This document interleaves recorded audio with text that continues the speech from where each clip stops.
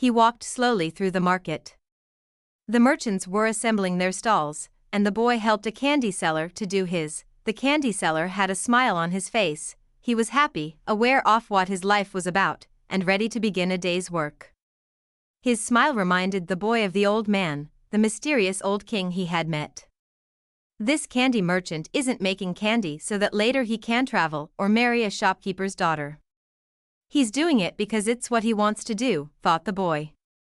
He realized that he could do the same thing the old man had done, sense whether a person was near to or far from his personal legend. Just by looking at them. It's easy, and yet I've never done it before, he thought. When the stall was assembled, the candy seller offered the boy the first sweet he had made for the day. The boy thanked him, ate it, and went on his way. When he had gone only a short distance, he realized that, while they were erecting the stall, one of them had spoken Arabic and the other Spanish, and they had understood each other perfectly well. There must be a language that doesn't depend on words, the boy thought. I've already had that experience with my sheep, and know it's happening with people. He was learning a lot of new things. Some of them were things that he had already experienced, and weren't really new, but that he had never perceived before. And he hadn't perceived them because he had become accustomed to them. He realized, if I can learn to understand this language without words, I can learn to understand the world, relaxed and unhurried. He resolved that he would walk through the narrow streets of Tangier. Only in that way would he be able to read the omens. He knew it would require a lot of patience, but shepherds know all about patience.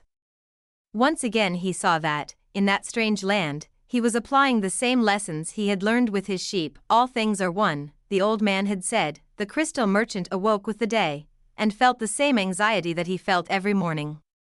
He had been in the same place for 30 years, a shop at the top of a hilly street where few customers passed.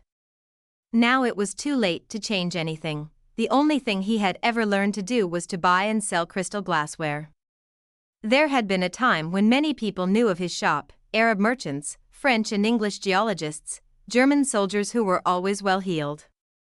In those days it had been wonderful to be selling crystal, and he had thought how he would become rich and have beautiful women at his side as he grew older, but, as time passed, Tangier had changed.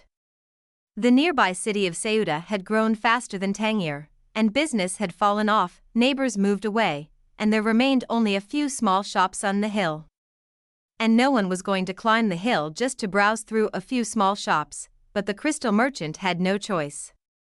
He had lived 30 years off his life buying and selling crystal pieces, and now it was too late to do anything else. Spent the entire morning observing the infrequent comings and goings in the street. He had done this for years, and knew the schedule of everyone who passed. But, just before lunchtime, a boy stopped in front of the shop. He was dressed normally, but the practiced eyes of the crystal merchant could see that the boy had no money to spend. Nevertheless, the merchant decided to delay his lunch for a few minutes until the boy moved on. A card hanging in the doorway announced that several languages were spoken in the shop.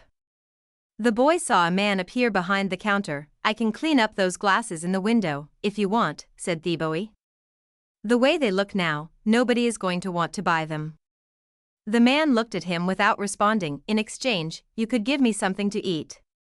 The man still said nothing, and the boy sensed that he was going to have to make a decision. In his pouch, he had his jacket. He certainly wasn't going to need it in the desert. Taking the jacket out, he began to clean the glasses. In half an hour, he had cleaned all the glasses in the window, and, as he was doing so, 2 customers had entered the shop and bought some crystal. When he had completed the cleaning, he asked the man for something to eat. Let's go and have some lunch, said the crystal merchant. He put a sign on the door, and they went to a small cafe nearby. As they sat down at the only table in the place, the crystal merchant laughed. You didn't have to do any cleaning, he said.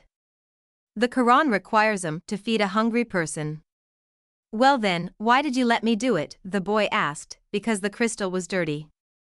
And both you and I needed to cleanse our minds of negative thoughts. When they had eaten, the merchant turned to the boy and said, I'd like you to work in my shop. 2 customers came in today while you were working, and that's a good omen. People talk a lot about omens, thought the shepherd. But they really don't know what they're saying. Just as I hadn't realized that for so many years I had been speaking a language without words. Tomy sheep, do you want to go to work for me? The merchant asked. I can work for the rest of today, the boy answered. I'll work all night, until dawn, and I'll clean every piece of crystal in your shop. In return, I need money to get to Egypt tomorrow. The merchant laughed. Even if you cleaned my crystal for an entire year, even if you earned a good commission selling every piece, you would still have to borrow money to get to Egypt. There are thousands of kilometers of desert between here and there. There was a moment of silence so profound that it seemed the city was asleep.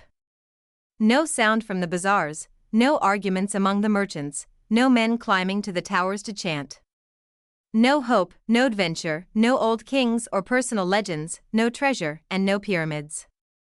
It was as if the world had fallen silent because the boy soul had.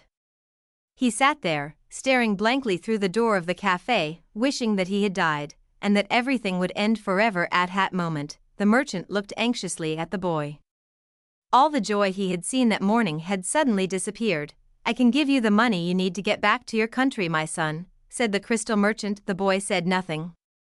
He got up, adjusted his clothing, and picked up his pouch. I'll work for you, he said, and after another long silence, he added, I need money to buy some sheep.